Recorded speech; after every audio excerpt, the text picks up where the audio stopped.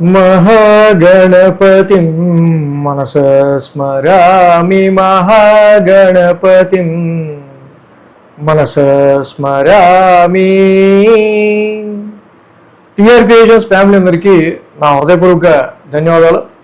అలాగే ఈ వారం జూలై నెలలో 19వ తారీఖు నుంచి 25వ తారీఖు వరకు కూడా ద్వాదశ రాశుల వారికి సంబంధించి రాశి ఫలాలు ఏ విధంగా ఉండబోతున్నాయి ఏంటి అనేది మనం తెలుసుకుందాం.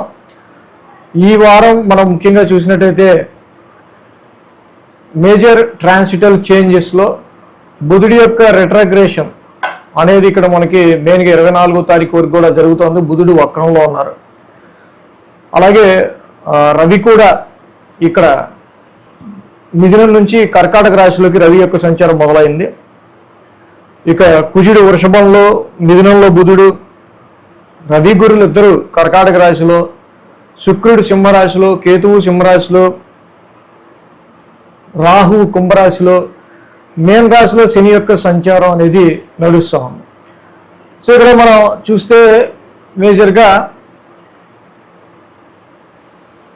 చంద్రుని యొక్క సంచారం చూస్తే కనుక కన్యా, తులా, వృశ్చికం 3 రాశుల మీదుగా చంద్రుని యొక్క గమనం కూడా మనకి కనిపిస్తూ ఉంది. కాబట్టి ఇక్కడ మేజర్గా ఇక్కడ ఈ చంద్రగమనం ఆధారంగా మిగతా ద్వాదశ రాశుల గోచారం ఆధారంగా ఈ వారం ఎలా ఉండబోతుంది ఏంటి అనేది మనం ఇప్పుడు చూద్దాం.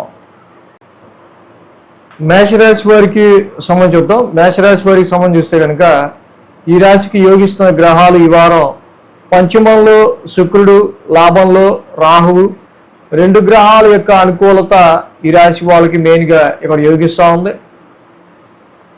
సో పంచమంలో శుక్రుని యొక్క సంచారం మేషరాశి వాళ్ళకి సంబంధించి తప్పకుండా శుక్రుడు లాంటి ఒక ప్లానెట్ పంచమంలో కేతు ఉండంగా వ్యాపారానికి సంబంధించి, ఇన్వెస్ట్మెంట్స్కి సంబంధించి, ధనానికి సంబంధించి, మీరు పెట్టుకున్న ఎక్స్పెక్టేషన్స్కి సంబంధించి, సంతాన పరంగా కొంచెం మొన్నటి వరకు మీరు పెట్టుకున్న ఎక్స్పెక్టేషన్స్లోనూ సంతాన పరంగా కొంచెం బిట్ లో లెవెల్గా మీరు ఫీల్ అయ్యింది శుక్రుని యొక్క సంచారం వల్ల తప్పకుండా కొద్ది గొప్ప కొంచెం బెటర్గానే మీకు ఉండే ఆస్కారాలు ఉన్నాయి. అలాగే ఇక్కడ మెయిన్గా మనం చూస్తే కనుక రాహు యొక్క సంచారం మేషరాశికి లాభస్థానంలో ఎప్పటి నుంచి చెప్తూ ఉన్నా రాహు లాభస్థానంలో యోగిస్తూ ఉన్నారు ఈ మేషరాశి వాళ్ళకి. 6, 7, 8 స్థానాల మీదుగా చంద్రుని యొక్క సంచారం ఉంది. సో కాబట్టి ఇక్కడ ఈ రాశి వాళ్ళకి సంబంధించి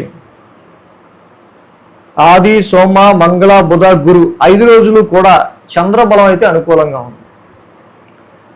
రాశికి మెయిన్గా మనం చూస్తే షష్టమ స్థానంలో చంద్రుని యొక్క సంచారం నుంచి మొదలవుతూ ఉంది. అలాగే ఏలినాటి శని ప్రభావం కూడా ఈ రాశికి ఉంది. సో కాబట్టి కొన్ని సార్లు వీళ్ళ డైలీ రొటీన్లో కొన్ని సరిగ్గా కమ్యూనికేషన్ లేకపోవటం వల్ల టైం వేస్ట్ ఎక్కువ అవటం కానీ, ఆరోగ్యపరంగా కానీ, సో కొన్ని విషయాల్లో ఈ రాశి వాళ్ళకి కొంచెం పని ఒత్తిడికి సంబంధించిన విషయాల్లో కానీ, అలాగే ఖర్చులకి సంబంధించి మెడికల్ ఎక్స్పెన్సెస్గా అయినా ఇతరత్ర ఏ విధంగా కొంచెం ఖర్చులకి సంబంధించిన విషయాల్లో కొంచెం ఎలివేటెడ్గా మనకు కనిపిస్తూ ఉంది. మంగళ, బుధ, గురువారాల్లో ఇక్కడ మనకి మెయిన్గా చూస్తే సప్తమంలో చంద్రుని యొక్క సంచారం. సో కొద్ది గొప్ప సప్తమ స్థానంలో జనరల్గా న్యాచురల్ ట్రాన్సిట్లో చంద్రుడు యోగిస్తాడు. ఆ రాశ్యాధిపతి శుక్రుడు కూడా చక్కగా పంచమ స్థానంలో ఉన్నారు.